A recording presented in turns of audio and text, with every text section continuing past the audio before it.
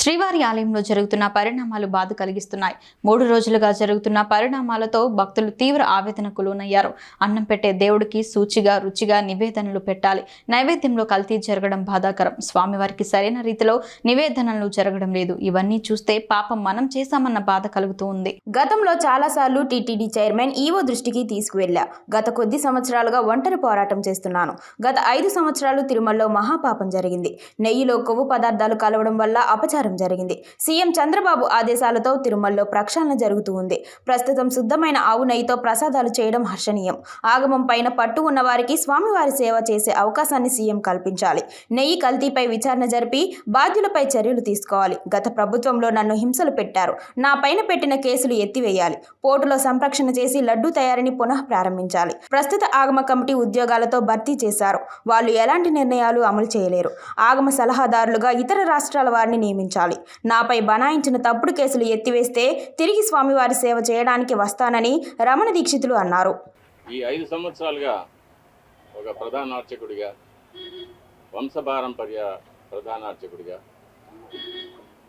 ఆగమ సలహాదారుగా మా పెద్దలు చూపిన ద్రోవలో నేను నడుస్తూ స్వామివారికి ఎటువంటి అసౌకర్యం కలగకుండా ఆరాధనలు జరగడంలో నేను చాలా ప్రత్యేకమైన శ్రద్ధ వహించి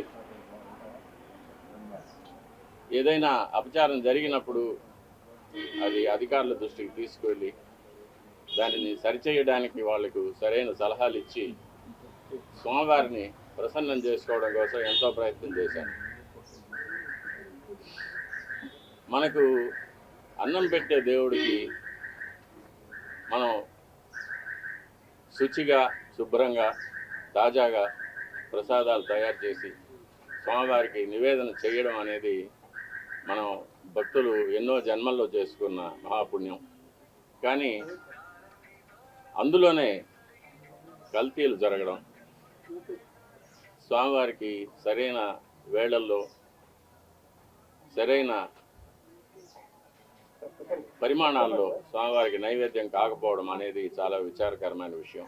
అందులోనూ ఆగమశాస్త్ర ప్రకారంగా ఆవుకు ఆగమ కార్యక్రమాల్లో ఎంతో విలువైన స్థానం ఉంది. గోక్షీరం కానీ, ఆవు పాలతో స్వామివారికి అభిషేకం జరుగుతుంది. సుప్రభాతంలో ఏకాంత సేవలో నివేదన జరుగుతుంది.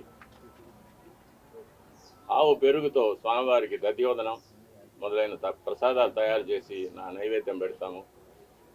ఉత్సవాల అభిషేకాల్లో గోదధ్యి వాడతాము. గోఘృతం అనేది స్వామివారికి నైవేద్యాల్లో, అన్నప్రసాదాల్లో, పణ్యారాలనే లడ్డు, వడ మొదలైన ప్రసాదాల్లో వాడతాము.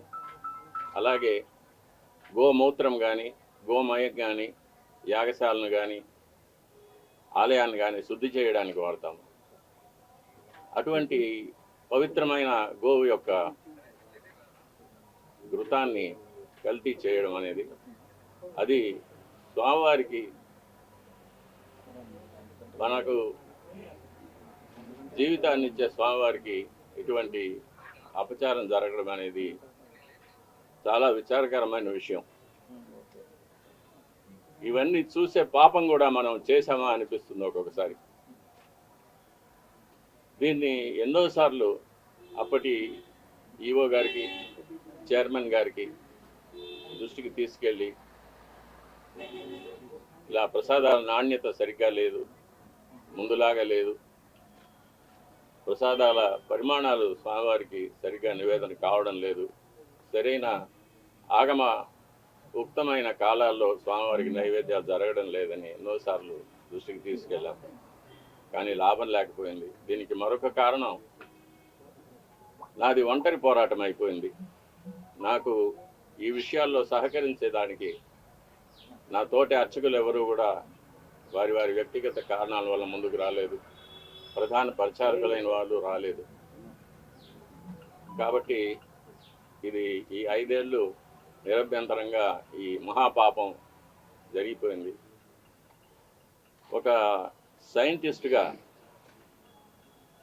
ఈ నెయ్యి యొక్క పరీక్షల యొక్క ఫలితాలు కూడా నేను చూశాను, ల్యాబ్ రిపోర్ట్స్ చూశాను. ఇందులో కూడా వెజిటబుల్ ఫ్యాటు, అనిమల్ ఫ్యాటు, జంతువుల యొక్క కొవ్వు పదార్థం, స్థావరాల యొక్క జంగమాల యొక్క కొవ్వు పదార్థాలు కలిసినట్టుగా ల్యాబ్ రిపోర్టును చూశారు. పరిశుద్ధమైన ఆవు పాలతో తయారు చేసిన నెయ్యిలో అది స్థావరమైనా కానీ జంగమమైనా కానీ కొవ్వు పదార్థాలు కలవడానికి వీలు లేదు. అది ఇంప్యూరిటీస్ కింద లెక్క వస్తుంది. ఇప్పటి ప్రభుత్వం పదవికి రాగానే తిరుమలను ప్రక్షాళన చేస్తామని తిరుమలలోనే ముఖ్యమంత్రి గారు సెలవిచ్చారు. దానికి తగినట్లు ఎన్నో చర్యలు తీసుకున్నారు కూడా. ఇది అనుకోకుండా బయటపడిన విషయం.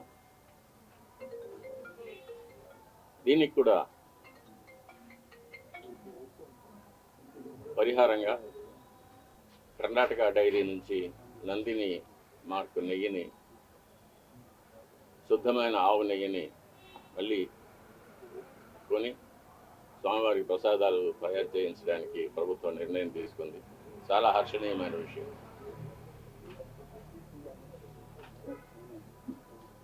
ఈ విషయంలో ముఖ్యమంత్రి గారికి విన్నపం, స్వామివారి మీద విశేషమైన భక్తి ఉన్నవారికి, ఆగమ శాస్త్రం మీద, మన సాంప్రదాయాల మీద గౌరవం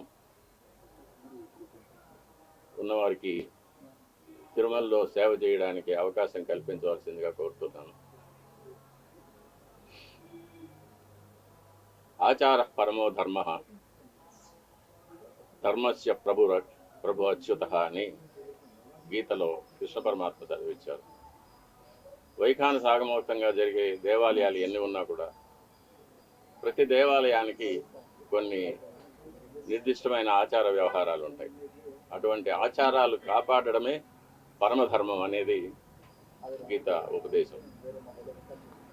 మన శ్రీవారి దేవాలయంలో అటువంటి విశేషమైన ఆచారాలు ఎన్నో ఉన్నాయి. అటువంటి ఆచారాలన్నింటినీ కూడా మనం మరి పెద్దలు ఎలా మనకు కాపాడి ఇచ్చారో అదేవిధంగా కాపాడి ముందు తరాల వాళ్ళకు మనం అందజేయాలి. ఈ నెయ్యి కల్తీ మీద సరైన విచారణ జరిపించాలి, చర్యలు తీసుకోవాలి.